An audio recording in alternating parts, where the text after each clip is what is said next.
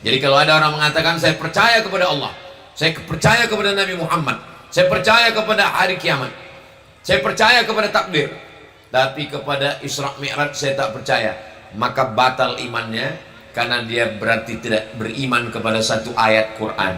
Ayat Quran itu mesti diperimani semuanya, tidak boleh sepotong-sepotong. Kalau ada sebagian ayat yang kita tak percaya, afatu'minuna bi ba'dil kitab wa takfuruna bi ba'd, apakah kamu beriman kepada sebagian dan kamu ingkar kepada sebagian, maka kita insya Allah menerima semuanya. Kalau ada yang ragu-ragu, diulanginya syahadatnya lagi, asyhadu an la ilaha illallah wa asyhadu anna muhammadan rasulullah sallallahu alaihi wasallam.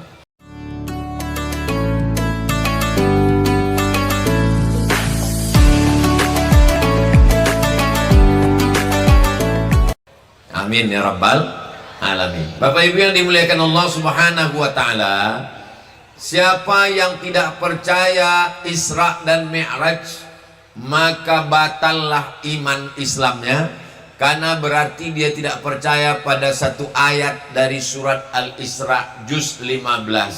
Ayatnya kita semua hafal. A'udzubillahi minasyaitonirrajim. Bismillahirrahmanirrahim.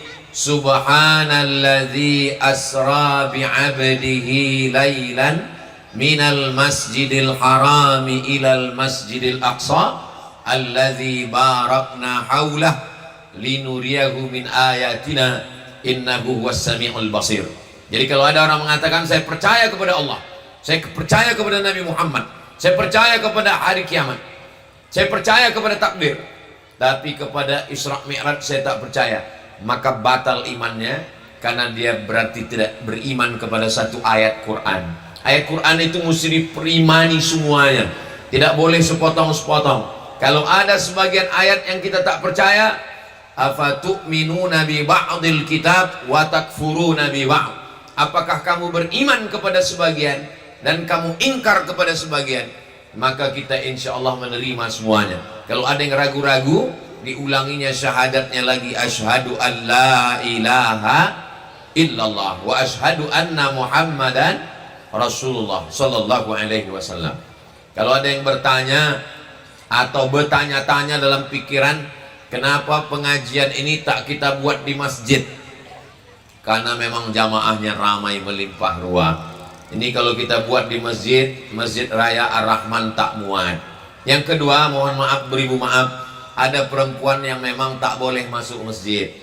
Jadi malam ini dibuat di tanah lapang sehingga tak ada alasan. Yang ketiga, ada orang yang memang trauma ke masjid, tak sanggup dia ke masjid. Beberapa kawannya ke masjid 2 kali meninggal. Jadi dibuatlah di tanah lapang ini. Jadi nanti kalau ada yang bertanya, kenapa tidak dibuat dalam masjid? Bapak Ibu semua sudah ingat 3 jawaban tadi. Kira-kira bisa diingat? Dari bunyinya tidak nampaknya. Insya Allah bisa diingat. Pertama, karena masjid tak muat. Yang kedua, karena ada perempuan yang tak bisa masuk masjid. Yang ketiga, karena ada orang yang trauma ke masjid. Itulah mengapa beberapa tabligh akbar pengajian kita dibuat di tanah lapang. Tapi insya Allah pahalanya tetap dapat. Man kharaja fi talabil ilmi, siapa yang keluar rumah dengan niat menuntut ilmu, fahuwa fi sabilillah, maka dia sama seperti orang yang berjihad fi sabilillah hatta yarji'a, sampai dia pulang ke rumah. Maka insya Allah semua yang hadir malam ini mendapatkan jihad fi sabilillah insya Allah. Lalu kemudian orang yang datang kepada majelis ilmu, man salaka tariqan, siapa yang melewati suatu jalan, yaltamisu fihi ilman, dia mendapatkan ilmu di jalan itu, sahalallahu lahu bihi tariqan ilal jannah, dimudahkan Allah jalannya menuju surga. Maka insya Allah jalan ilmu berubah menjadi amal, amal membuat kita istiqomah, dimudahkan Allah jalan kita nanti. Semua kita yang hadir ini insya Allah husnul khatimah, dan mati dalam keadaan husnul khatimah, la ilaha illallah Muhammadur Rasulullah sallallahu alaihi wasallam. Saya mungkin menyampaikan materi ini sekitar 30-40 menit. Nanti setelah itu saya akan jawab pertanyaan-pertanyaan. Yang membawa kertas kemarin saya pesankan ke panitia, udah disebar. Nah, siapkan tulis kertas, nanti kita bahas dalam tanya jawab. Karena saya datang jarang-jarang dan jauh. Nah, jadi kalau ada yang mengganjal di pikiran, tuliskan, nanti saya akan jawab insya Allah. Lalu kemudian setelah itu tausiah, habis itu tanya jawab, barulah kemudian kita berdoa bersama. Mungkin doa kita sendirian tak dikabulkan Allah, tapi kalau kita beramai-ramai, insya Allah diijabah oleh Allah Subhanahu wa Ta'ala. Amin ya Rabbal Alamin. Syekh Abdurrahman pindah ke Silau Laut ini pada tahun 1901. Nanti orang Silau datang tamu dari Jakarta, dari Bandung, Surabaya, Medan, dari Riau, bertanya orang, tahun berapa Tuan Syekh Abdurrahman pindah ke Silau Laut? Kalau tahu bisa kita jawab, kalau tak tahu pokoknya udah lama lah, setua batang kelapa inilah. Maka bisa kita ingat 1901. Berarti umur Silau Laut ini sejak kedatangannya, kalau umurnya lebih tua lagi, karena sudah ada hutan raya, rimba raya, tapi manusia tak bisa tinggal. Setelah beliau datang barulah ditempati oleh umat manusia. Jadi kalau begitu dihuni orang ini sekarang sudah lebih 1 abad. Kalau 1901, sekarang sudah tahun 2024, berarti sudah 123 tahun lamanya. Ini kampung yang tua. Kampung ini kampung yang bukan dibuka oleh pemerintah, karena kampung ini sudah ada sebelum Republik Indonesia. Indonesia merdeka tahun 1945, sedangkan Syekh Abdurrahman meninggal tahun 1941. 4 tahun sebelum Indonesia merdeka beliau sudah meninggal dunia. Nah, jadi saya mau kasih tahu kepada yang tak tahu, yang sudah tahu mengulang kaji, bahwa kita tinggal di kampung yang tua dan kita mendapatkan berkah, karena kampung ini bukan dibuka pemerintah, kampung ini dibuka oleh salah seorang ulama, seorang wali Allah, seorang yang berdakwah di jalan Allah. Mudah-mudahan kalau nanti beliau diberikan Allah kuasa untuk memberikan syafaat, maka kita semua pun termasuk orang yang mendapatkan syafaatnya insya Allah. Amin ya Rabbal. Bapak Ibu yang dimuliakan Allah Subhanahu wa Ta'ala, ketika beliau membuka kampung ini, apa yang beliau bangun? Yang dibangunnya adalah masjid. Itulah dia Masjid Ar-Rahman. Dulu zaman saya kecil, masjid itu dari kayu. Kalau masuk ke masjid itu pintunya 2, kanan 1, kiri 1. Pintu yang 2 itu daun pintunya 4. Pintu kanan itu daunnya 2, pintu kiri itu daunnya 2. Pintu itu kalau ditutup, pintu kanan, pintu kiri, daunnya kalau dibukakan betaut begini, berlobang di tengah. Nah, disitulah saya selalu duduk menengok khotib khutbah Jumat. Jadi kita perlu membuat kenangan untuk anak-anak kita. Saya punya kenangan dengan Masjid Ar-Rahman itu, karena tempat saya kecil dulu ketika sedang sholat Jumat, ketika sholat tarawih, ketika malam takbir. Karena saya di Silau sampai tahun 1986, umur saya 9 tahun, sempat sekolah di Madrasah An-Najah sampai kelas 2. Jadi malam ini pun kita sedang membuatkan ingatan, kenangan, memori untuk anak-anak kita. Mudah-mudahan anak-anak yang hadir malam ini menjadi anak-anak yang soleh dan solihah. Ibu malam ini membawa anak, bapak malam ini membawa istri dan anak. Ini menjadi kenangan buat kita bersama. Tak tahu kita bagaimana nasib anak ini 20 tahun akan datang. Insya Allah mereka menjadi anak-anak yang sukses dunia dan sukses juga akhirat insya Allah. Dulu waktu Ustaz kecil ada orang beramai-ramai begini di Silau. Ada. Kapan itu? Acara musabaqah tilawatil Quran tingkat kecamatan Air Joman. Waktu itu kita belum lagi kecamatan Silau Laut, kita masih mengikut ke Air Joman. Kebetulan Silau Laut menjadi tuan rumah. Musabakohnya diadakan di depan masjid. Di depan masjid itu dibuatkan kolam dari plastik, dibuatkan ada miniatur orang memancing, dibuka oleh Pak Camat. Saya ingat kenangan itu. Kenapa? Karena selesai acara MTQ tingkat kecamatan Air Joman, saya ingin betul dapat gambar orang memancing itu. Nek Oji almarhumah Hajah Fatimah memberikan saya gambar orang memancing itu. Mau kau, kata dia, ambil kasihnya ke saya. Betapa anak-anak kecil punya kenangan. Jadi malam ini saya ingin, setiap tahun kita akan buat panjang umur sehat badan, ada maulid Nabi, ada Isra Mi'raj, ada nuzul Quran, ada menyambut 1 Muharram, dibuatkan ada lombanya, musabakoh tahfiz Quran, musabakoh azan, musabakoh jadi imam, musabakoh jadi khatib, supaya anak-anak kita punya kenangan. Dulu di masjid itu ada tabuh namanya. Tabuh itu kata orang Jawa beduk. Pohon kayu besar, diameternya 1 meter, dilobangi, lalu kemudian ditutup pakai kulit lembu hasil dari kurban. Jadi kalau sore-sore jam 6 kami lomba-lomba cepat datang ke masjid. Siapa yang paling cepat datang ke masjid, dialah yang berhak untuk masuk ke dalam tabuh itu. Saya selalu yang paling duduk di situ. Kalau saya udah duduk situ, yang lain tak bisa. Karena itu saya yang bisa mengusir saya situ, tukang pukul beduk kalau azan maghrib. Namanya, lupa nama lengkapnya, Siman namanya.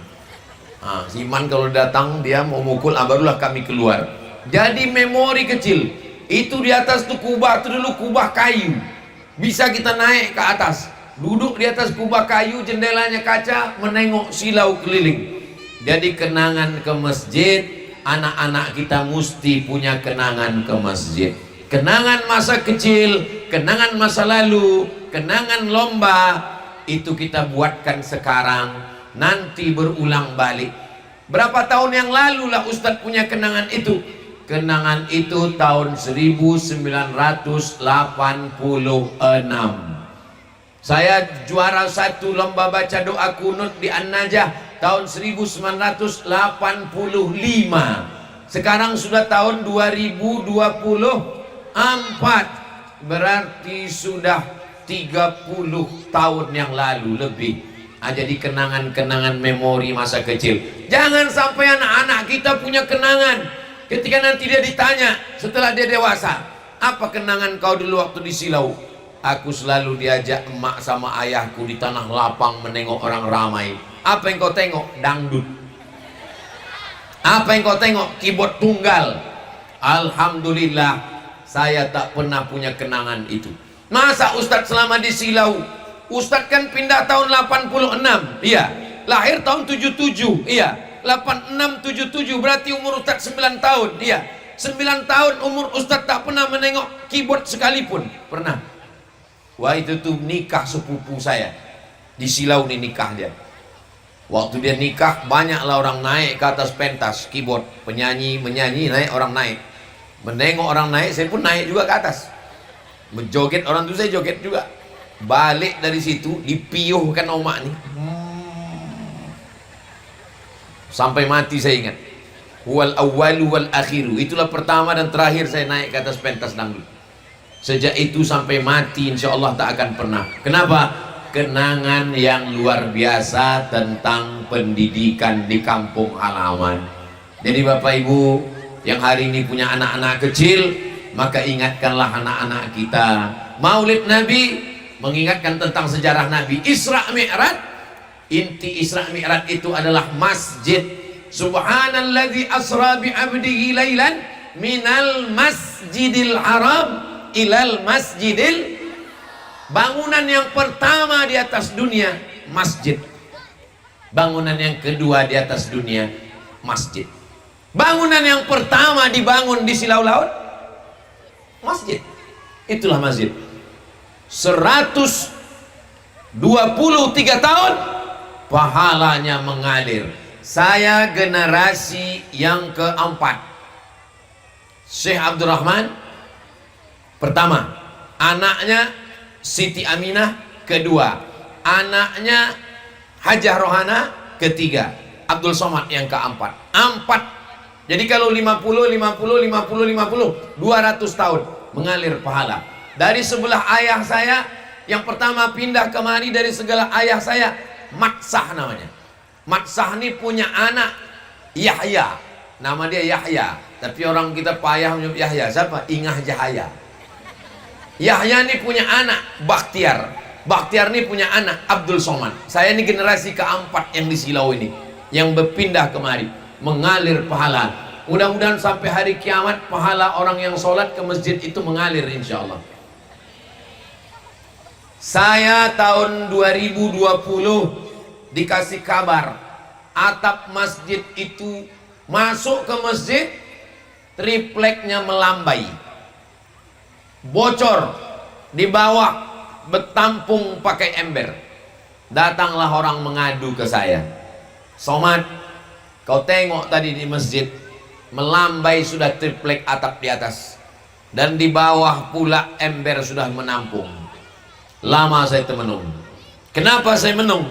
Duit bisa dicari, tapi yang mengerjakan ini saya tak tahu. Akhirnya saya datanglah ke Bang Idris. Kenal Bapak Ibu Bang Idris?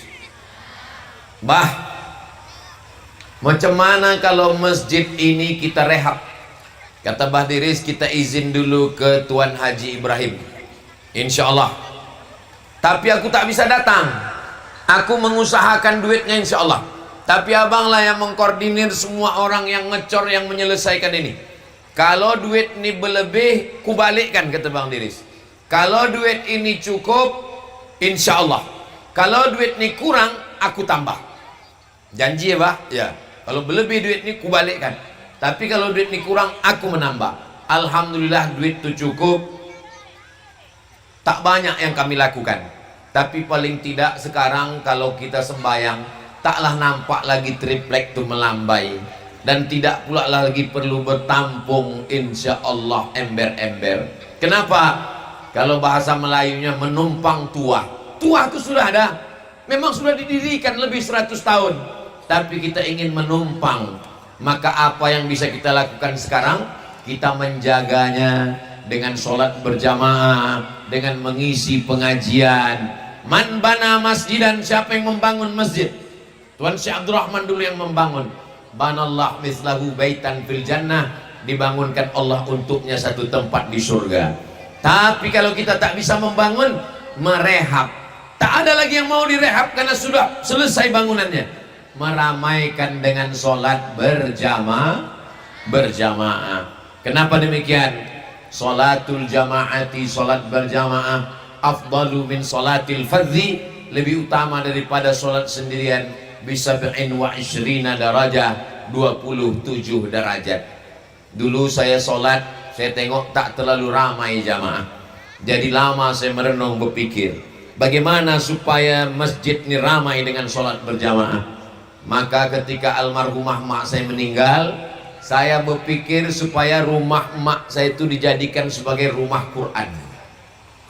Saya mau rehab, tanah sebelah kiri punya Wak Siti Abidah, tanah sebelah kanan punya Pak Dolah. Kedua-duanya keluarga saya. Wak Siti Abidah keluarga sebelah mak saya, Pak Dolah sebelah ayah saya. Insya Allah kalau saya minta untuk dibeli untuk Quran, insya Allah mereka mau. Jadi saya terpikir buat di sini rumah Quran, anak-anak sekolahnya sanawiyah aliyah di An-Najah. Pagi dia sekolah sanawiyah aliyah di An-Najah, nanti dia balik menghafal Quran. Jadi setahun 20 gratis, insya Allah dia bisa meramaikan masjid. Berarti subuh, zuhur, asar, maghrib, isya, mereka ganti-gantian azan. Mereka akan jadi imam, mereka bisa khotib, mereka bisa ceramah, karena mereka tahfiz Quran. Itulah yang ada di pikiran saya. Ini jadi tempat tahfiz Quran, tapi sekolah tetap di An-Najah. Kira-kira kalau ini dibuat Bapak Ibu setuju apa tak setuju? Baik apa tak baik? Saya tak jadi buat. Kenapa tak jadi buat? Rupanya baliklah dari Yaman Ustadz Faisal. Ustadz Faisal satu keturunan juga dengan kami. Karena Nahoda Alang punya anak, nama anaknya yang paling tua Abbas. Abbas ini turun-turun ke bawah, itulah Ustadz Faisal. Anak yang kedua namanya Zainab, anak yang ketiga Syekh Abdurrahman, anak yang keempat Abdurrahim. Jadi kalau diurut ke atas, kami masih jumpa pada Nahoda Alang, ayah dari Syekh Abdurrahman. Beliau membuka pesantren, sudah ada. Jadi kita tak mau membunuh sekolah yang sudah ada. Prinsip saya, kalau sudah ada sekolah, jangan dibunuh. Saya tidak pernah membuat sekolah baru untuk mematikan sekolah yang lama. Itulah asalnya. Jadi kalau ada orang bertanya, Ustadz buat rumah Quran di Kisaran, Ustadz buat sekolah Hajah Rohana di Kisaran, Ustadz buat sekolah pesantren Az-Zahra di Riau, kenapa di kampung sendiri Ustadz tak buat? Inilah mana ini saya jelaskan, supaya jangan ada fitnah di antara kita. Macam mana Bapak Ibu semuanya? Jelas? Cuman karena pesantren ini agak jauh, sehingga santrinya tak bisa datang 5 waktu datang. Tapi insya Allah orang sudah tahu sekolah, orang tahu ada pesantren, tempat menghafal Quran, tempat membaca kitab, sanadnya jelas dari Habib Umar bin Hafiz Tarim Hadramaut Yaman, nasab keilmuannya, sanad silsilahnya dari Nabi Muhammad SAW turun kepada para habaib, sampailah kepada Habib Umar bin Hafiz, sampai kepada Ustadz Faisal. Jadi rumah itu tetap saya tidak buat menjadi tempat menghafal Quran, karena sekolah An-Najah sudah ada, pesantren Ustadz Faisal sudah ada, dan anak-anak tetap bisa belajar. Rumah itu tempat menumpuk beras, minyak, gula, sembako, semua dibagikan. Alhamdulillah, sampai hari ini tak putus. Umat masih percaya. Mudah-mudahan sampai hari kiamat orang masih percaya dengan program ini, insya Allah. Amin ya rabbal alamin. Berkat doa kita semua. Bapak Ibu yang mau menolong, membantu, alhamdulillah. Tak mau membantu, paling tidak support, doakan. Tak bisa juga mendoakan, diam saja pun jadilah. Jangan sampai membantu tidak, mendoakan tidak, mengejek pula dari belakang. Tapi alhamdulillah selama ini tak ada sampai ke telinga saya. Semuanya baik-baik semua, semuanya. Ada beberapa yang tak baik tapi sudah meninggal dunia. Semua yang hadir ini semuanya, yang tak hadir pun semuanya baik-baik semua, insya Allah. Amin ya rabbal alamin. Malam ini saya mau menjelaskan yang tak jelas, yang menurut pikiran saya orang bertanya-tanya, maka saya jelaskan dalam momen yang besar ini. Lalu kemudian saya sudah banyak jauh berjalan. Saya terbang dari Pekanbaru ke Kalimantan. Sampai di Kalimantan ada satu kerajaan Melayu namanya Kerajaan Sambas. Kerajaan apa namanya? Sambas, bukan Gambas. Sambas. Di Kerajaan Sambas itu saya disambut. Saya tengok istananya sebesar rumah besar. Ini kerajaan dipimpin oleh sultan, tapi istananya mirip rumah kayu besar. Lalu kemudian di Kalimantan saya diundang juga ke istana Kerajaan Al-Gadriyah. Nama sultannya yang pertama Sultan Abdurrahman bin Husain Al-Gadri, keturunan Nabi dari Yaman. Saya tengok juga istananya mirip-mirip macam rumah besar, rumah kayu. Lalu kemudian di Riau ada namanya Kesultanan Gunung Sahilan. Saya diminta juga tausiah di situ. Saya tengok istananya mirip juga macam rumah besar. Barulah saya paham, rupanya pendiri Silau Laut ini orang besar di zamannya. Jadi waktu itu rumah kediaman beliau sama macam istana-istana besar di Kalimantan, sama macam istana yang ada di Riau. Bahkan sebagian istana ini tumbang sudah, tapi rumah besar masih tetap tegak berdiri. Kita kalau tak keliling kita tak tahu. Apalagi kita yang berada di sini, kita sangka ini rumah yang biasa saja. Tapi ternyata dulu ada juga orang bertanya-tanya, apa jabatan Tuan Syekh Abdurrahman itu Ustadz Somad? Saya bilang dia ulama. Dia tidak diangkat menjadi mufti. Tidak. Tak pernah ada riwayat yang menyebut dia menjadi mufti. Mufti itu artinya ketua ulama. Jadi semua ulama, lalu sultan mengangkat satu ulama yang diangkat menjadi ketua yang memberikan fatwa, namanya mufti. Ada mufti kerajaan Asahan, ada mufti kerajaan Delhi, ada mufti kerajaan Langkat. Dan Syekh Abdul Rahman tidak pernah diangkat menjadi mufti. Sekarang baru saya paham, dia tidak mau mengekor kepada raja-raja, dia tidak mau menjadi kaki tangan pegawai kerajaan. Maka betul cakap dia, Ambo Rajo, saya yang raja, karena memang rumahnya macam istana raja-raja, dan dialah yang berkuasa di sini. Dia menjadi imam, dia menjadi khatib, dia mendirikan masjid, dia mendirikan rumah, dia yang berkuasa, dia yang menerapkan hukum. Dulu di Silau ini dia buat hukum, siapa yang tertangkap berjudi ditangkap, dituntut memotong 1 ekor kambing. Siapa yang tertangkap berzina dituntut kambing, diusir dari kampung. Dia yang punya hukum, dia raja, dia sultan. Dia tidak perlu mengikut kepada raja-raja, dia tak perlu ikut kepada sultan-sultan. Ambo Rajo, saya ini raja, kata dia. Jadi kita bukan punya sekedar ulama, tapi juga kita punya raja-raja. Lalu bagaimana dengan padi-padi? Dulu semua orang sebelum turun ke sawah dikumpulkan. Ada acara buka bondang, ada acara tutup bondang. Di Tepung Tawari diadakan makan bersama, berdoa bersama. Padi tumbuh subur, wereng tak ada, tikus tak ada, hama tak ada. Begitulah makbulnya doa dia kepada Allah Subhanahu wa taala. Rumah atuk saya di dalam, almarhum Tuk Udin, di halamannya itu masih ingat saya. Ada pohon cempedak, ada pohon langsat, ada pohon buah-buahan. Sekarang batang kayunya pun tak ada lagi. Sekarang orang membeli buah-buahan tidak lagi menengok batangnya. Kita khawatir anak-anak kita ini tak tahu lagi macam mana pohon cempedak, macam mana pohon rambai, macam mana pohon duku, macam mana pohon langsat. Tapi saya alhamdulillah, masa kecil saya masih melihat itu lagi. Lau anna ahlal qura amanu, seandainya penduduk suatu negeri itu amanu, beriman, wattaqau, bertakwa. Syarat yang diminta Allah cuma 2. Kalau penduduk suatu negeri itu pertama beriman, yang kedua bertakwa, maka Allah balas 2. La fatahna alaihim barakatin, kami bukakan barokah-barokah dari langit.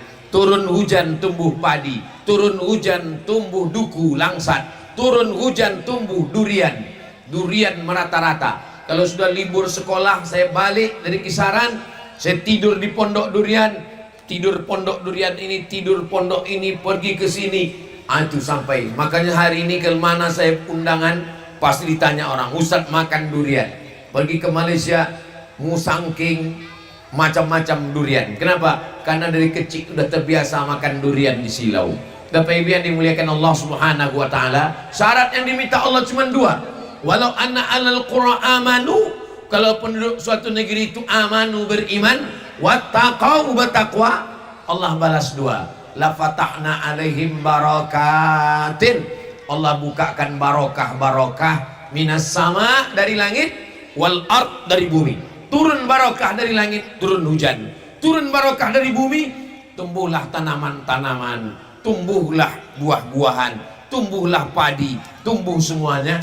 Walakin kazzabu, tapi kalau mereka mendustakan ayat kami, kata Allah, akhadnahum, kami cabut nikmat itu. Alhamdulillah hari ini Silau masih lagi subur, masih lagi berkah. Mudah-mudahan keberkahan ini sampai hari kiamat insyaallah. Amin ya rabbal Maulaya salli wa sallim daiman abada ala habibika khairil khalqi kullihim Muhammadun sayyidul kaunaini wathaqalaini wal fariqaini min urbi wa min ajami.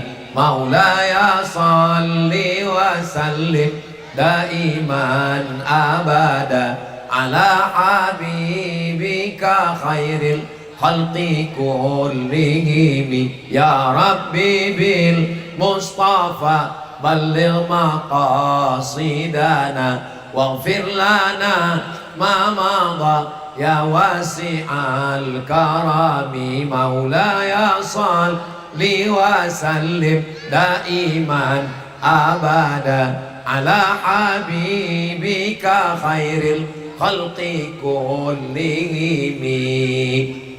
Masjid dibangun beliau, rumah dibangunnya, tempat berzikir dibangun. Di mana tempat berzikir itu Pak Ustadz? Ini masjid, ini kubur, ini rumah. Antara rumah dan kubur, itulah dia tempat berzikir. Bahasa Arabnya madrasah. Susah menyebut madrasah, mendewosah. Madrasah dari bahasa Arab, tempat belajar, tempat berzikir. Dulu tuh kayu. Zaman saya kecil masih ingat saya, tiangnya beton, sebagiannya kayu, atas kayu. Sekarang sudah tak berkayu, turun lagi ke bawah jadi beton. Masya Allah, masih ada lagi.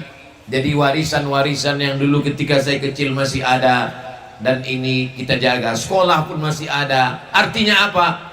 Silau ini memang kampung tua dan dibangun oleh orang yang alim, ulama besar, wali Allah, dan doa-doanya itu yang kita harapkan, kita dapatkan keberkahannya. Saya yakin dan percaya, lahir di sini, besar di sini, kalaupun tak lahir di Silau, datang merantau, berziarah, insya Allah kita mendapatkan keberkahan wali Allah, pewaris para nabi, al-ulama warasatul anbiya. Kami datang dari jauh, dari Riau, ziarah kemari. Saya bawa anak saya, ipar saya, istri, adik, keluarga, keponakan-keponakan datang kemari. Saya tunjukkan ke keponakan saya, ziarah kemari. Ziarahnya dari arah sini. Nanti kalau ziarah bacakan Al-Fatihah sekali, Qul huwallah 11 kali, Al-Falaq sekali, An-Nas sekali. Kalau sanggup baca Yasin, bacakan Yasin. Dari mana Ustadz belajar? Dari mak saya. Mak saya dari mana? Dari atuk saya. Atuk saya dari mana? Dari almarhum. Karena begitulah dulu kami diajarkan. Nanti kau ziarah dari arah sini, kau bacakan Al-Fatihah, kau bacakan Qul huwallah, kau bacakan Al-Falaq, kau bacakan An-Nas. Kalau sanggup baca Yasin, berdoa kepada Allah. Di antara tempat berdoa adalah tempat yang mustajab, masjid. Di sini ada masjid, tempat kita mengingat Allah, dan diantaranya adalah tempat wali-wali Allah. Jadi jangan lupa, ad-doa silahul mu'min, doa senjatanya orang yang beriman. Bapak Ibu yang dimuliakan Allah Subhanahu wa taala, 123 tahun itu usia yang luar biasa. Banyak kampung-kampung hanya ulang tahun, kampung yang ke 20 tahun, bangga sekali. Saya beberapa kali diundang acara ulang tahun setengah abad, baru 50 tahun, seperempat abad, baru 25 tahun. Ini 123 tahun. Tapi dalam sejarah 123 tahun ini, saya tanya-tanya, belum ada lagi kita yang punya wakil di parlemen yang langsung dari orang kampung kita sendiri. Orang lain datang kemari menempel gambarnya banyak, tapi yang orang kampung kita sendiri, saudara kita, itulah awal munculnya ide saya. Ide ini datang dari saya. Saya meminta kakak saya, kita sudah banyak membuat yang baik-baik. Jangan sampai susu sapi, tapi sapi punya nama, kambing yang punya. Susu apa tuh? Susu kambing kata orang, padahal yang punya sapi. Saya mau kita datang dari sini, punya utusan sini, kita manfaatkan suara-suara masyarakat ini untuk mendudukkan orang kita di parlemen. Saya yang punya ide pikiran, saya yang meminta. Kali tanya kakak saya, Kak Ani, saya mau. Yang laki-laki nampak, saya belum nampak lagi. Kalau Kak Ani siap, saya mau Kak Ani ikut 2024 ini. Masjid ada, Tuan Syekh Abdurrahman dulu pernah kita pula banyak keluarga-keluarga, masyarakat, orang-orang baik yang percaya. Kalau kakak siap, aku siap support. Nanti aku akan pulang, kita akan kumpul. Kata beliau, insya Allah bismillah siap. Jadi kalau ada orang yang bertanya-tanya, orang yang bingung kenapa gambar Ustadz Abdul Somad dipajang oleh Kak Hajah Nur Aini ini, itu permintaan saya sendiri, saya yang meminta. Maka saya kasih beliau 3 hari. Aku pulang mau ziarah kubur almarhum almarhumah, aku mau berziarah membawa keluarga, maka aku kasih 3 malam. Jumat malam Sabtu, Sabtu malam Ahad, Ahad malam Senin. Buatkan 3 tabligh akbar, bertarung nanti kita di tanggal 14 Februari 2024. Ku minta kakak akan mewakili Silau Laut untuk DPRD Kabupaten Asahan dari 3 kecamatan, Silau Laut, Bagan Asahan, Air Joman. Kalau Allah pilih, Allah percaya, masyarakat mendukung, berarti kita menjemput amanah. Bismillah. Inilah yang sedang kita lakukan ini, ikhtiar kita bersama. Kira-kira Bapak Ibu mendukung pikiran saya ini? Alhamdulillah. Kalaupun tidak mendukung, saya sudah berjalan. Kalau saya berjalan, bak kata pepatah orang Melayu, sekali layar terkembang, surut untuk berpantang. Bismillahirrahmanirrahim. La haula wala quwata illa billah. Tapi Ustadz Somad, ini kakak Ustadz Somad ini tak ada membagi-bagi duit. Memang tak berduit. Calon lain banyak datang kemari mengambil duit. Ambil duitnya, jangan pilih orangnya. Setuju? Silakan caleg-caleg datang kalian ke Silau ini, datanglah. Kalian bagilah duit banyak-banyak. Silakanlah. Memang udah kusuruh orang tua, ambil aja, tak usah tolak. Karena yang ada tolak bala, mana ada tolak duit. Tapi duit itu jangan dimakan. Duit itu duit haram. Terpaksa apa Ustaz? Makan sedikit. Nah, makan sedikit cukup untuk mengganjal perut. Habis daripada mati kelaparan. Kalau kita pilihannya 2, antara mati dengan makan babi, pilih mati atau makan babi? Banyak juga yang mau makan babi. Tak boleh pilih mati kalau lapar. Tapi kalau masih ada beras, jangan ambil duit ini. Lalu kemana? Berikan ke beras, belikan ke minyak, belikan ke gula, belikan ke cendol, bagikan ke fakir miskin. Karena kita tak mau makan duit haram. Tapi menolak, nanti orang itu tersinggung. Datang orang ngasih duit, saya tak mau ambil duit haram. Marah dia, ambil aja. Tapi kalau untuk memilih kau tidak, pilihanku tetap yang dipilihkan oleh Ustadz Abdul Somad. Setuju? Dari tepuk tangannya yakin saya. Ini yang mau dipilih ini kan 5 Pak Ustadz. Yang pertama DPRD Kabupaten, yang kedua DPRD Provinsi Sumatera Utara, yang ketiga DPR RI, yang keempat DPD, yang kelima Presiden dan Wakil Presiden. Yang Ustadz tunjukkan yang mana? Yang saya tunjukkan yang pertama DPRD Kabupaten Asahan, Hajah Nur Aini nomor 3. Jelas? Untuk DPRD Provinsi tak ada kenal saya, tak ada keluarga saya, tak ada tim saya. Untuk DPR RI tak ada keluarga saya, tak ada kenalan saya, tak ada tim saya. Jelas? Untuk DPD ini tim Ustadz Abdul Somad. Dia inilah yang mengurus saya di seluruh Sumatera Utara. Maka saya bawa malam nih untuk DPD. Nanti yang untuk DPD cari namanya Darwis Halomoan. Itu nanti gambarnya ada atau tak ada? Tak ada gambar. Ada gambar? Ada gambar? DPD ada? Ada gambarnya. Macam mana bentuk mukanya Pak Ustadz? Berdiri Bang Darwis. Ini bentuk orangnya. Tegak sini Bang Darwis biar nampak Bapak Ibu. Ini untuk yang DPD. Ini tim Ustadz Abdul Somad yang mengurus, mensurvei, membawa, mengawal Kalau mati saya di Sumatera Utara, inilah yang bertanggung jawab. Darwis Halomohan Harahap, Ustadz Abdul Somad. Nah, duduk Bang Darwis. 5 tadi. Untuk yang presiden wakil presiden, Ustadz Abdul Somad tidak boleh bicara tentang presiden wakil presiden. Kalau Ustadz bicara, izin pengajiannya dicabut.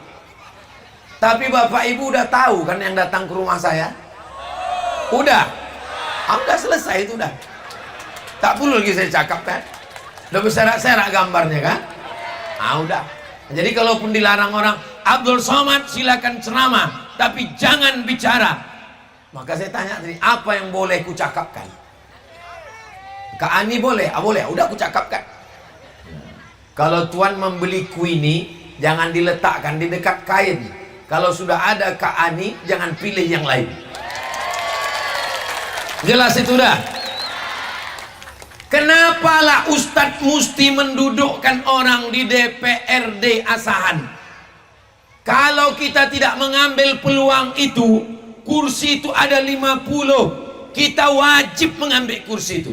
Seandainya ada 50 orang di Silau ini yang siap duduk di situ, ke-50-nya kita dudukkan di situ.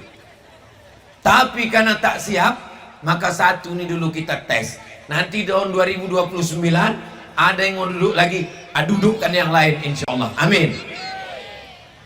Kenapa bukan Ustadz yang duduk di situ? Kenapa Ustadz tak mencalek? Sedang jadi wakil presiden, aku tak mau. Apa gila caleg, upil le culek caleg. Jadi jangan nanti orang berprasangka ini dia nanti ujung-ujungnya mau mencalek juga. Enggak. Aku insya Allah sampai mati jadi Ustadz ini. Kalau bisa ceramah berceramah, tak bisa ceramah duduk mengaji baca kitab, tak juga bisa mengajar mengaji, tak juga bisa duduk mendoakan orang, tak juga bisa mendoakan didoakan mati selesai. Apa lagi mau dicari hidup ini? Semua sudah profesor, doktor, LC, MA, satu lagi yang belum, almarhum tinggal habis. Bapak Ibu yang dimuliakan Allah Subhanahu wa taala, kalau kita tidak mengambil kesempatan ini akan diambil orang lain.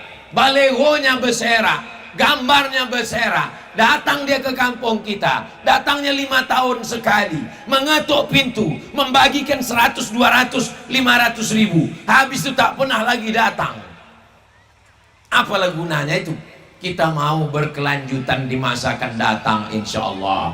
Tapi Ustadz, Bu Ani ini apa orang Silau Pak Ustadz?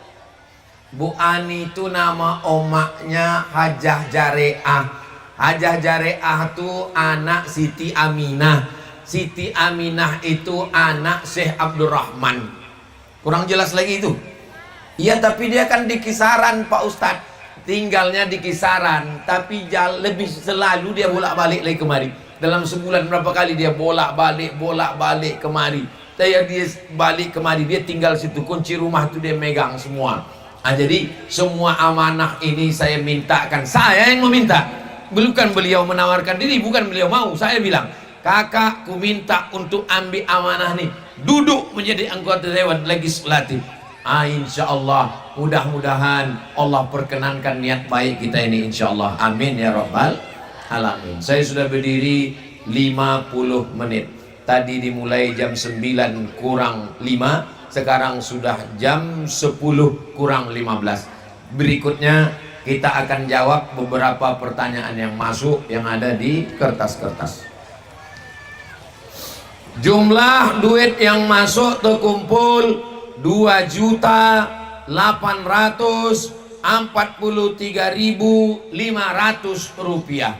Semuanya ini nanti akan dibelikan ke sembako, dibagikan lagi untuk para fakir miskin duafa pada pembagian yang masa akan datang insya Allah. Amin.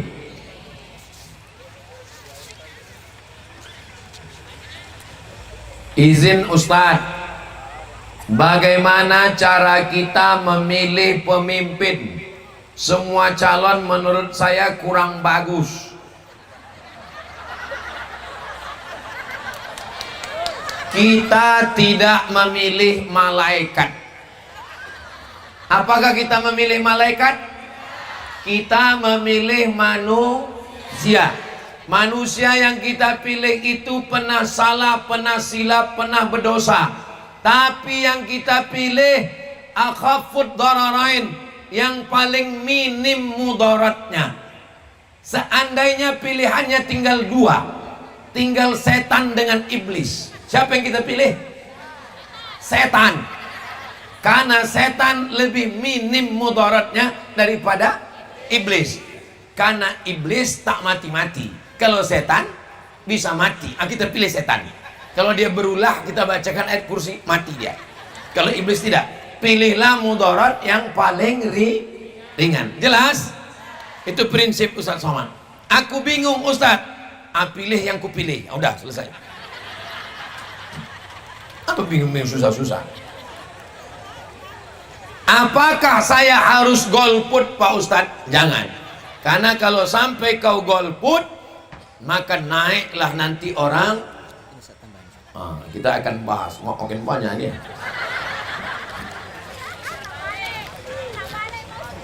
Ini iblis, ini setan. Penghitungan suara. Iblis 20, setan 20, iblis 21, setan 20. Siapa menang? Menang iblis, gara-gara kau golput. Coba kalau kau pilih setan, kan dua-dua setan. Paham? Kita sekarang tidak tinggal di kerajaan Asahan, kita tidak tinggal di kerajaan Serdang, kita tinggal di negara kesatuan Republik Indonesia. Memilih orangnya pakai cara demokrasi. Apa arti demokrasi? Suara yang paling banyak itulah yang menang. Maka kumpulkan suara terbanyak untuk yang baik menurut kita. Tapi tak boleh mengejek orang, jangan caci maki, jangan olok-olok, jangan sumpah serapah. Selama saya tausiah tadi, ada caci maki? Ada menjelekkan orang? Oke, kalau ada orang bilang jangan dengarkan ceramah Somad, Somad itu menjelek-jelekkan orang, di mana kau dengar? Jelas apa tak jelas? Jelas. Siapa yang bilang ceramah Ustaz Somad tak jelas? Telinganya pokak. Orang tua yang melarang anaknya menikah dengan alasan saudara. Padahal kami saudara jauh, tidak sedarah. Apa yang harus saya lakukan Ustadz? Apakah harus saya menjauhi orang yang saya sayang? Apakah saya mendengarkan orang tua saya? Syekh Abdul Rahman punya adik namanya Abdul Rahim. Saya ulang sekali lagi. Syekh Abdul Rahman, itu yang makamnya, punya adik namanya Abdul Rahim. Abdul Rahman punya adik namanya Abdul Rahim. Abdul Rahman ini punya anak perempuan namanya Aminah. Siapa nama anaknya? Aminah. Abdul Rahim ini punya anak laki-laki namanya Nuruddin. Siapa nama anaknya? Nuruddin. Karena dia belobai suka ke masjid, dia yang azan, dipanggil Lobai Udin. Lobai Udin ini mau merantau ke Kedah. Karena dulu orang batubara banyak merantau ke Kedah. Datang dia ke Silau. Izin ke uaknya Abdul Rahman. Wak, aku mau merantau ke Kedah. Kata uaknya, kau tinggal aja di Silau ini. Dinikahkannya dengan anak gadisnya. Maka menikahlah Siti Aminah, anak Abdul Rahman, dengan Lobai Udin, anak Abdul Rahim. Saudara apa tak saudara? Saudara apa namanya itu? Sewadi, bukan sepupu. Kalau sepupu tuh emak kita adik-beradik. Saya sama Kak Ani ini sepupu. Emak dia namanya Hajah Jareah, emak saya Hajah Rohana. Adik-beradik namanya sepupu. Kalau ayah adik-beradik namanya sewali. Kalau emaknya dengan ayah kita adik-beradik, peseloroan. Apa maksud peseloroan? Berseloro-seloro, lama-lama berbini. Itu maksudnya. Syekh Abdul Rahman menikahkan anak perempuannya dengan anak adik kandungnya sewali. Sekarang saya tanya, boleh nikah sewali? Boleh tak nikah sewali? Tak boleh. Berarti anak haram lah kami nih.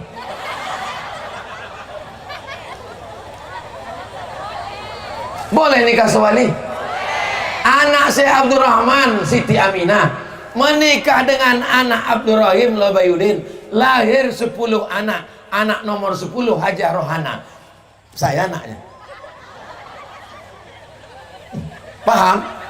Jelas? Sewali dinikahkan. Kenapalah dinikahkannya anaknya dengan keponakannya? Banyak orang tak tahu. Setelah beliau meninggal 1941, datang Jepang masuk 1945. Lobayudin inilah yang membawa semua peti-peti besi untuk lari ke dalam hutan. Dialah yang memikul, menyelamatkan semua harta benda. Dinikahkan anak perempuan kita dengan saudara supaya dijaganya kita. Kalau orang lain datang Jepang lari dia kicit-kicit. Paham? Saya kalau ada anak perempuan saya akan cari menantu saya, saudara-saudara yang dekat. Apa yang saya cari orang lain? Orang lain putus habis. Kalau sudah dekat tak akan putus. Masalahnya saya tak pula ada anak perempuan, laki-laki anak saya. Jadi bapak ni yang tak mau menikahkan anaknya karena saudara, nanti jumpakan bapak itu sama saya, biar saya ceramahi dia. Kenapa pula tak mau dinikahkannya dengan saudara? Menikah dengan saudara itulah yang bagus, dijaganya anak kau nanti pak. Nama saya, yang ada nama saya tak bacakan, takut terjadi sesuatu dan lain hal. Semua kertas nanti saya simpan. Teman saya bangga gonta-ganti cewek, berarti mereka bangga melakukan maksiat. Apakah dosa mereka diampuni? Ini berarti playboy cap tupai, pantang menengok pokok kelapa. Dari mulai kelapa puyuh sampai kelapa hibrida, habis berlobang semua. Kalian yang gonta-ganti cewek, nanti kalian akan punya anak perempuan, kalian punya adik perempuan, kalian punya kakak perempuan. Macam mana kalau keponakan kalian perempuan digitukan orang? Jadi kita tidak melihat perempuan itu sebagai objek. Tapi yang lalu-lalu apa boleh buat? Ini mesti berhenti, malam ini berhenti insya Allah. Taubat nasuh. Apakah dosa mereka diampuni Pak Ustadz? Kalau dosa kepada Allah cukup dengan sholat sunat taubat, mandi taubat. Sengaja aku mandi taubat karena Allah lillahi ta'ala, basah. Habis itu sholat sunat taubat, usolli sunat taubat, rakaataini lillahi ta'ala. Tapi ini masalahnya dosanya bukan hanya kepada Allah. Orang yang pacaran dosanya 2, kepada Allah 1, kepada perempuan itu 1. Kepada Allah oke lah, kepada perempuan itu gimana kau minta maaf? Dia udah jadi bini orang. Mudah-mudahan Allah memberikan ampunan. Bolehkah Ustadz kasih nasihat? Udah saya kasih, udah itu nasihat. Berhenti nikah dengan perempuan, nikah dengan cara yang baik. Jangan lagi mengganggu anak gadis orang. Ada seorang ibu niat mau mengakekahkan anaknya, tapi tak mampu. Apakah jadi beban buat orang tuanya? Kemana-mana pertanyaannya nih. Ada seorang ibu niatnya mengakekahkan anaknya, tapi dia tak mampu. Apakah jadi beban bagi orang tuanya? Apakah jadi beban bagi ayah ibu si anak ini? Kullu mauludin, setiap anak yang lahir, rahinatun bi aqiqatihi, setiap anak yang lahir ini tergadai dengan akikahnya. Ini anak-anak yang lahir ini yang belum diakikahkan tergadai ini semua, tergadai. Bagaimana cara menebus yang tergadai ini? Pertama, tuzbahu anhu yauma sabi'i, sembelihkan kambing hari ke-7. Sembelihkan kambing hari ke-7. Yu'laqu, cukurkan rambutnya. Wa yusamma, kasih nama yang bagus-bagus. Ibu bapak yang belum mengakekahkan anaknya, mudah-mudahan dibukakan Allah pintu rezeki bisa mengakekahkan. Yang dulu kecil belum berakekah, sekarang sudah ada rezeki, ada duit, mau akekah, umur sudah 40 mau akekah, besok potongkan kambing, saya akan datang. Kalau ada ibu bapak yang udah umur 40, 50 mau akekah, buat besok, saya datang insya Allah. Tapi kekah saja, jangan minta ayun marhaban. Jangan minta baca berjanji pula. Boleh hukumnya akekah setelah dewasa. Hukum akekah itu sunat muakkad, tak sampai wajib. Jadi yang tidak akekah tidak berdosa karena tidak wajib. Yang sekarang ada rezeki mau mengakekahkan dirinya, hukumnya boleh. Akekah hukumnya sunat muakkad. Jelas? Yuhlaku, cukurkan rambut. Cukur rambutnya, ditimbang.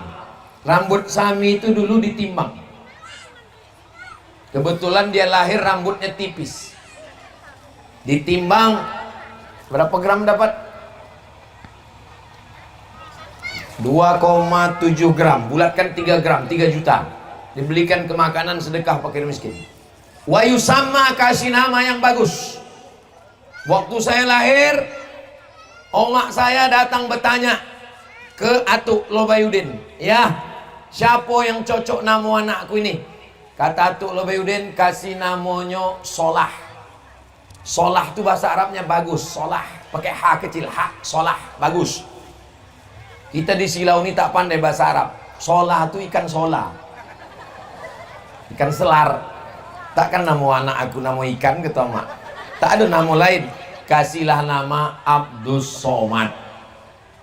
Syekh Muhammad Ali punya adik namanya Haji Abdul Latif. Kata Tuk Latif, robah nama anak kau ini, jangan kasih Abdul Somad. Kenapa begitu Pak? Karena keturunan kita kalau namanya Abdul Somad itu 2 gendangnya. Kalau tak jauh mati. Yang pertama jauh Tuk Somad, abang Tuk Nuran, pergi ke Kedah tak balik-balik. Yang kedua, anak Tuk Latif namanya Abdul Somad meninggal. Ganti nama anak kau ni, jangan Abdul Somad. Karena keturunan kita kalau 2 Abdul Somad ni 2. Kalau tak jauh mati. Saya ni jauh apa mati? Jauh setengah mati. Lahir adik saya hari Selasa. Hari Selasa, hari Kamis. Tanggal 8 bulan 4 1980 datang omak ini menjumpai Syekh Muhammad Ali. Pak, siapa ku kasih nama anakku ini? Kasih nama anak kau Jamal. Datang Tuk Udin, tambah ujung nama aku. Itulah jadi Jamaluddin.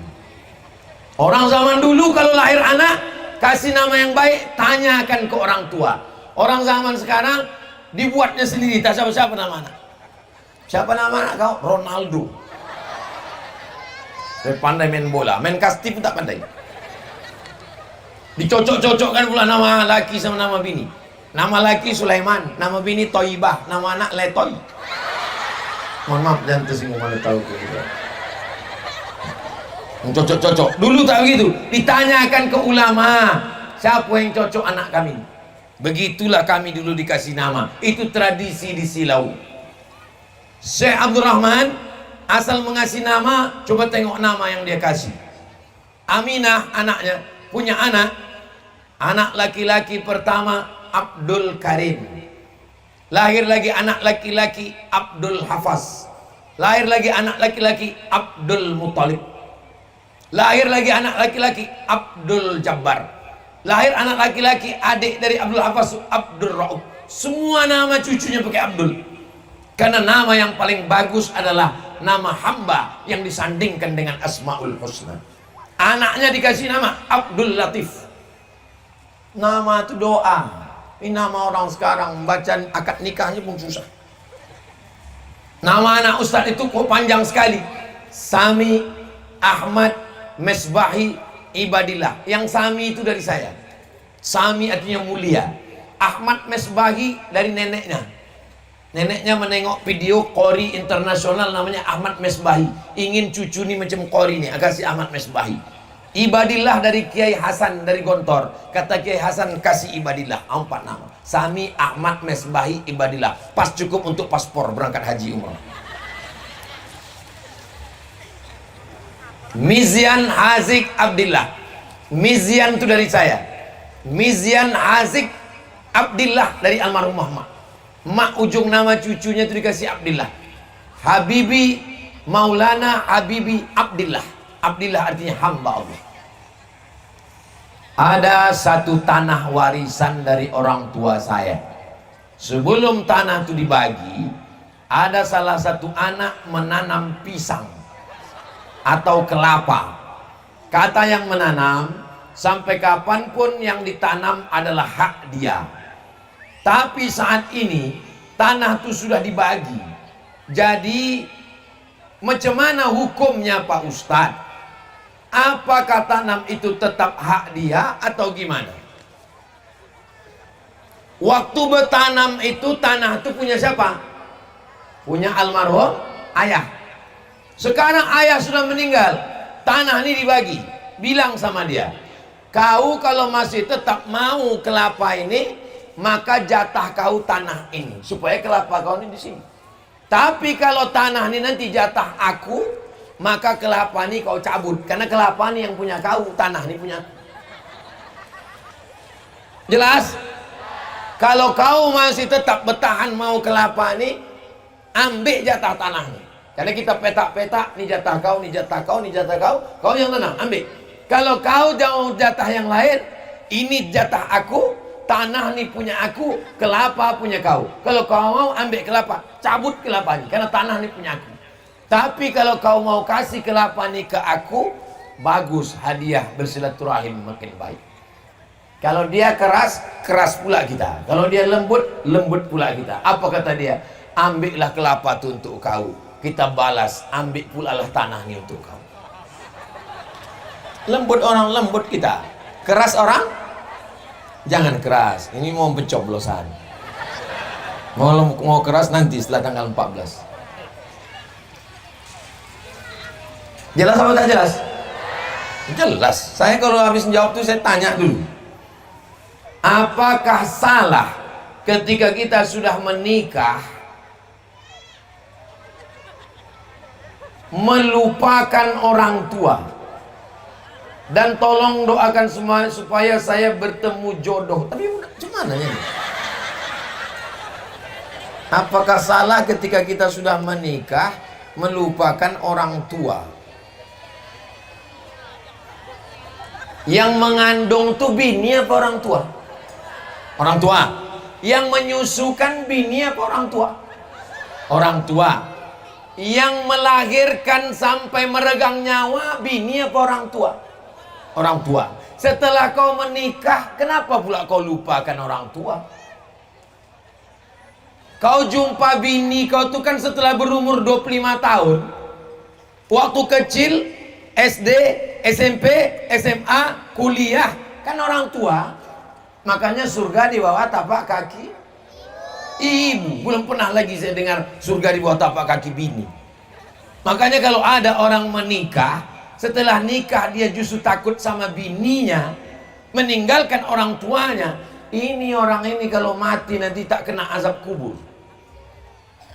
Orang yang takut sama bini, ini kalau mati nanti tak kena siksa kubur. Karena waktu malaikat mau mengazab, kata malaikat, ini tak usah kita azab, udah azab kali sama bininya ini.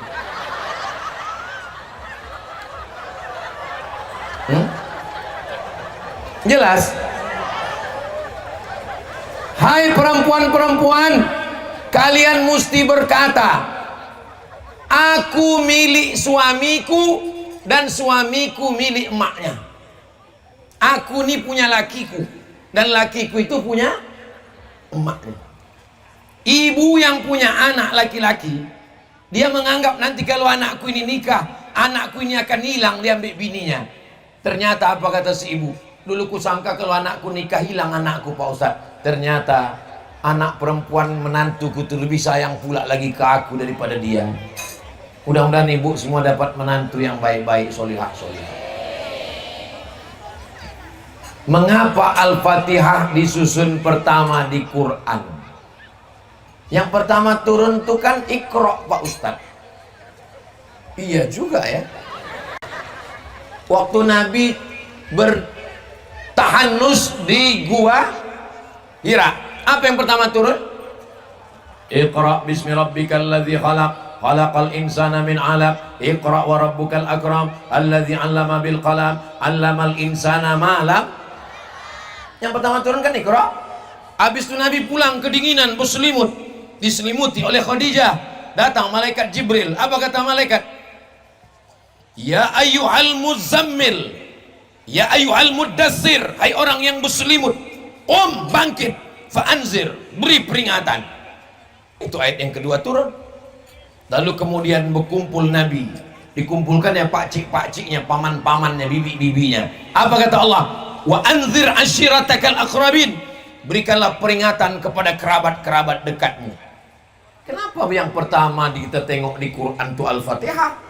Habis Al-Fatihah itu Al-Baqarah, habis Al-Baqarah Al-Imran, habis Al-Imran An-Nisa, habis An-Nisa Al-Maidah. Kok gitu lain Quran yang turun dulu sama Quran yang ada sekarang? Sekarang saya jelaskan. Quran di Lauhil Mahfuz. Di mana Quran? Fi Lauhil Mahfuz.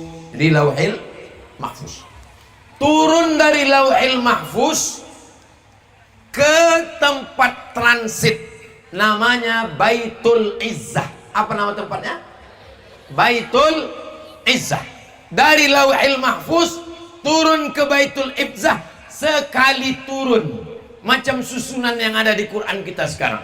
Al-Fatihah, Al-Baqarah, Ali Imran, An-Nisa, Al-Maidah, Al-An'am sampai ke An-Nas. Turun sekaligus dari Lauhil Mahfuz ke Baitul Izzah. Sekali turun. Dari Baitul Izzah transit ini turun ke Nabi 22 tahun, 2 bulan, 22 hari. Yang dari Baitul Izzah ke Nabi inilah yang turun Iqra pertama. Paham?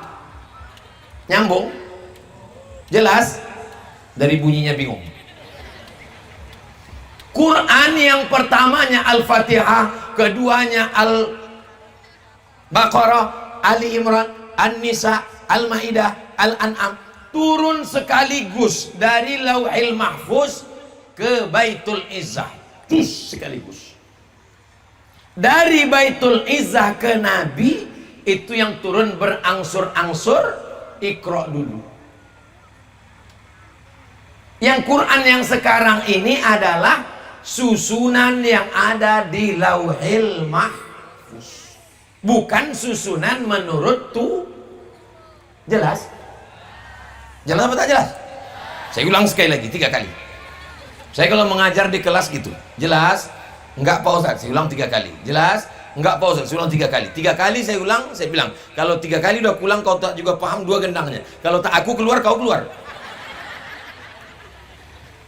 Quran dari Lauhil Mahfuz turun ke Baitul Izzah, susunannya Al-Fatihah, Al-Baqarah, Ali Imran, An-Nisa, Al-Maidah, Al-An'am sampai ke An-Nas. Turun sekaligus, ke Baitul Izzah. Dari Baitul Izzah ke Nabi itu yang turun 22 tahun, 2 bulan, 22 hari. Iqra dulu. Sesuai dengan kondisi, kacau balau susunannya. Baru kemudian waktu Nabi mau meninggal, susunannya mengikut susunan yang ada di Lauhil Mahfuz. Itulah yang ada sekarang. Al-Fatihah, Al-Baqarah, Ali Imran, An-Nisa, Al-Maidah, Al-An'am sampai ke An-Nas. Jelas? Dari bunyinya macam takut. Pertanyaannya berkualitas. Dari pertanyaan ini orang ngaji. Bagaimana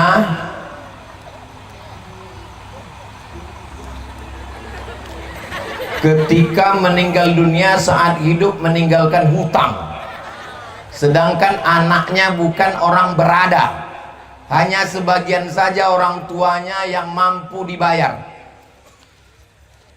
Kalau saya mati Saya ada utang pada ibu, ada utang pada makcik, ada utang pada abang. Meninggal saya, utang saya 30 juta, 30. Meninggal saya, ditengok tabungan saya cuman 30 juta. Pertanyaannya, 30 juta itu diambil dari membayarkan utang ini, diambil dari mana? Dari harta warisan. Meninggal saya, utang saya 30. Ditengok tabungan saya cuma 30. Diambil yang 30 ini, bayarkan ke hutang. Habis. Sekarang berapa lagi tinggal hutang? 60. 30. Pertanyaannya, siapa yang membayar? Tidak ada kewajiban anak membayar. Hutang diambil dari harta warisan. Kalau datang orang menagih, bayar hutang bapak kau. Jangan diam. Salah kau, kenapa kau kasih? Aku bukan ikut. Tidak ada kewajiban anak membayarkan hutang orang tua dari hartanya sendiri. Jelas? Tapi kalau dia mau sukarela, aku sayang betul sama emak ayahku, ini ku bayar. Tapi bukan karena wajib, tapi karena aku ingin bersedekah, maka hukumnya boleh. Jelas? Datang nanti orang menagih kalian, bayar hutang bapak kau. Bilang sudah habis kami bagi harta warisannya. Adapun kalau dari duitku, maka tak wajib, kata Ustaz Somad. Ini nomor dia, kontak dia. Saya dari Kabupaten Langkat. Bagaimana cara menghadapi fitnah? 3 cara menghadapi fitnah. Yang pertama, klarifikasi. Ustadz Abdul Somad itu ustadz radikal, memusuhi non-muslim. Saya dengan ini menyatakan, saya bukan radikal. Yang betul adalah ready call. Ready artinya siap, call diundang. Ready call selalu siap diundang. Saya tidak memusuhi non-muslim, karena kami di Silau biasa bertetangga dengan non-muslim. Setiap keluar dari Silau pasti lewat di barisan. Betul? Apa kata orang barisan? Dulu, sekarang tak tahu. Dulu kata orang barisan, kami masih bisa minum tua. Tapi sejak anak-anak muda Silau ini datang tempat kami, selalu kami kehabisan. Dulu waktu saya kecil-kecil. Saking kan hebatnya silaturahim kita.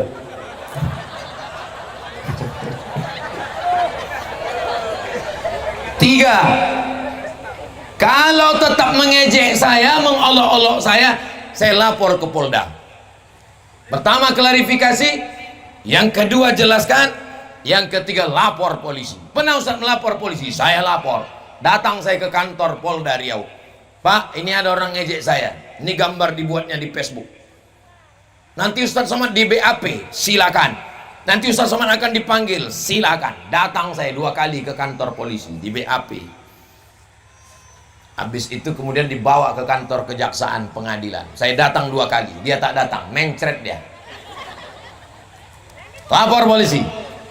Jangan mau disepelekan orang.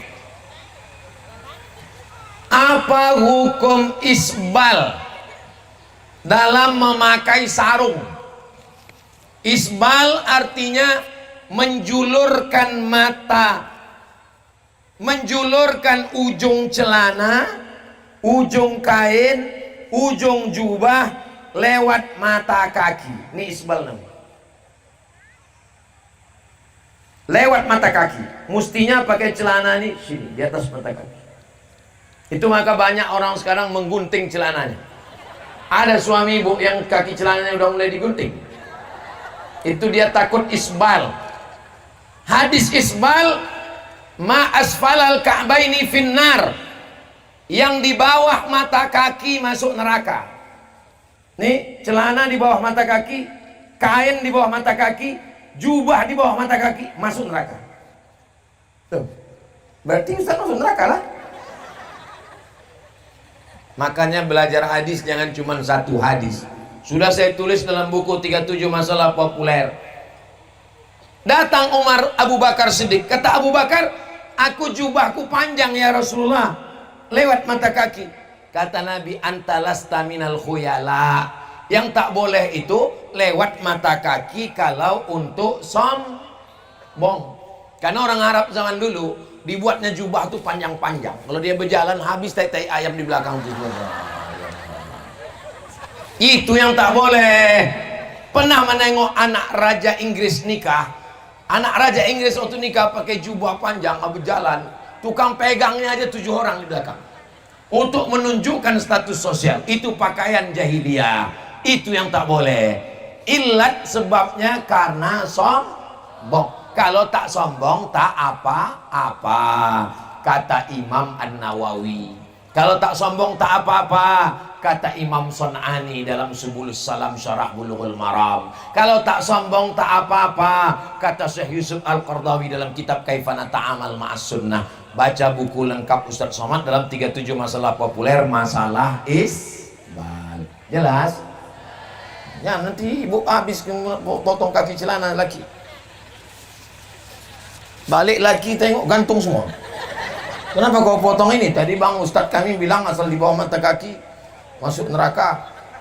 Kaos kaki pun dipotongnya juga.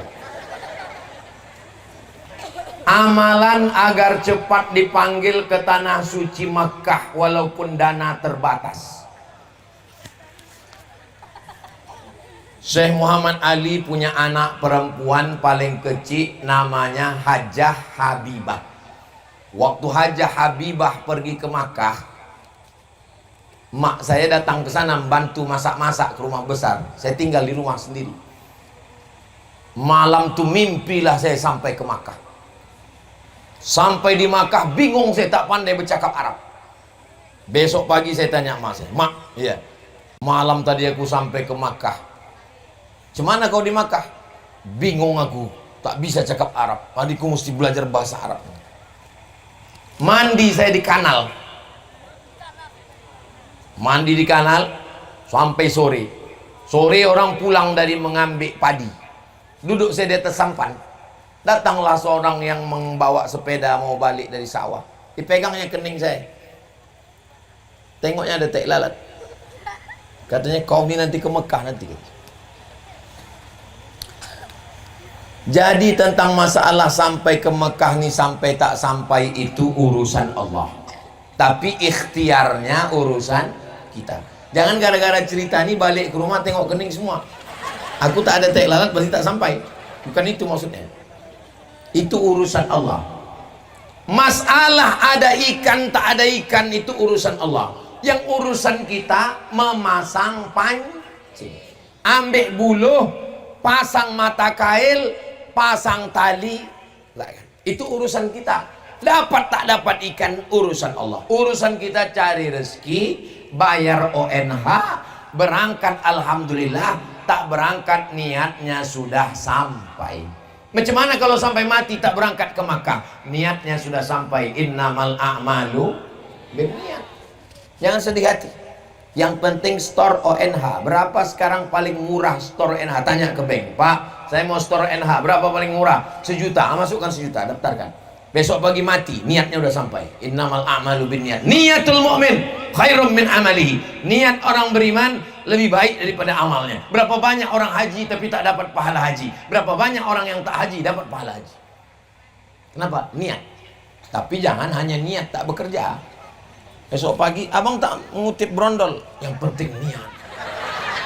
Itu maksudnya. Niat sesuaikan dengan amal. Apa hukum membeli ijazah?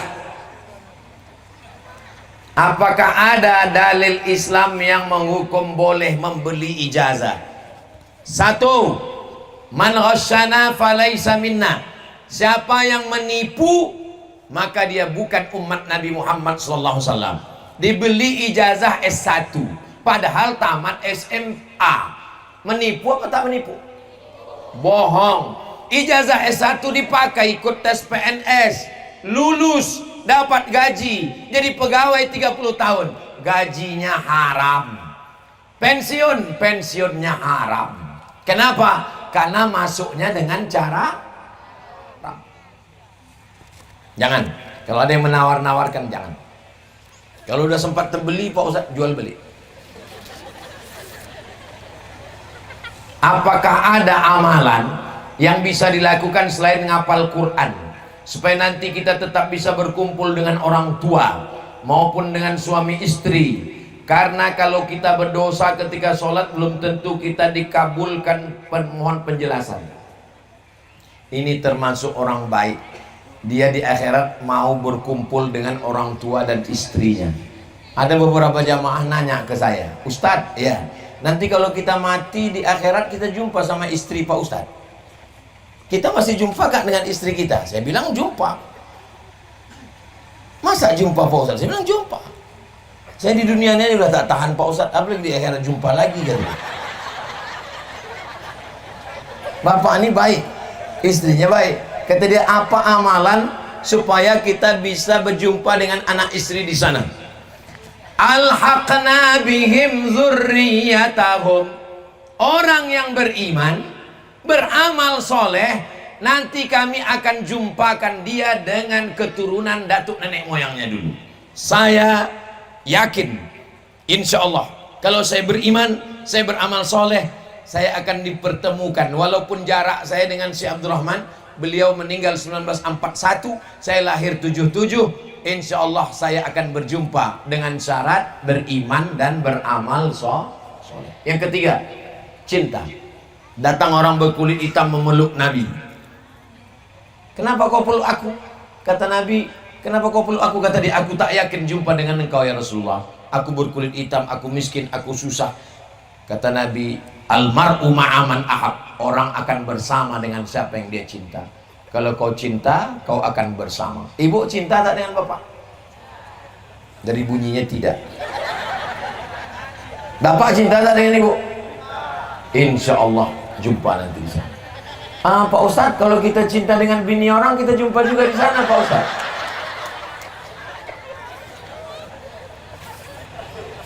Syarat cinta itu sesuai dengan perintah Allah dan Rasulullah Sallallahu Alaihi. Pertama iman, yang kedua amal soleh, yang ketiga cinta. Maka insya Allah kita akan bersama nanti di akhirat di surga Jannatul Firdaus. Amin ya Rabbal alamin. Bagaimana cara kita ikhlas dengan penyakit yang kita derita? 4. Yang pertama, ma yusibul mu'min min nasabin wala wasabin wala saqamin wala syaukin yastaquha. Sakit kepala, sakit hati, gundah gulana, sakit badan, duri mencucuk tapak kaki, illa kaffarallahu anhu biha sayi'atuh. Yakinkan bahwa itu menghapus dosa-dosa. Saya sakit kepala, saya demam, saya yakin itu menghapus dosa. Jadi yang pertama, yakinkan bahwa sakit adalah menghapus dosa. Yang kedua, sebetulnya kita sudah diletakkan di surga Jannatul Firdaus. Surga paling tinggi Jannatul Firdaus. Tapi waktu ditengok amalnya kurang. Amal ini kurang, amal ini kurang, amal ini kurang. Bagaimana caranya? Dikasih Allah sakit. Sehingga ketika dia diuji dengan sakit, dia sabar, dinaikkan dia ke atas. Innama yuwaffas sabiruna ajrahum bighairi hisab. Digenapkan amalnya karena dia sabar. 3. Ada ibadah yang lebih hebat dari membangun masjid, lebih hebat daripada jihad, lebih hebat daripada mati perang. Ibadah itu adalah sabar. Kalau bangun masjid keluar duit, kalau jihad keluar darah. Tapi kalau sabar tak keluar apa-apa, hanya diam. Itulah namanya ibadah sabar. Yang keempat, nanti orang masuk surga dia minta. Allah tanya, hai penghuni surga, kalian sudah dapat semua nikmat, apa yang belum? Kata penghuni surga, kami belum dapat satu. Apa itu? Ridhaka, kami belum dapat ridhamu. Kata Allah, yang dapat ridhaku cuma satu. Siapa itu? Orang yang ridha menerima takdir. Makanya kita selalu minta berdoa, Allahumma inna nas'aluka ridhaka wal jannah. Yang dapat surga belum tentu dapat ridha, tapi yang dapat ridha insya Allah dapat surga. Dan salah satu ridha adalah ridho ketika diuji dengan penyakit, tapi tetap ikhtiar berdoa.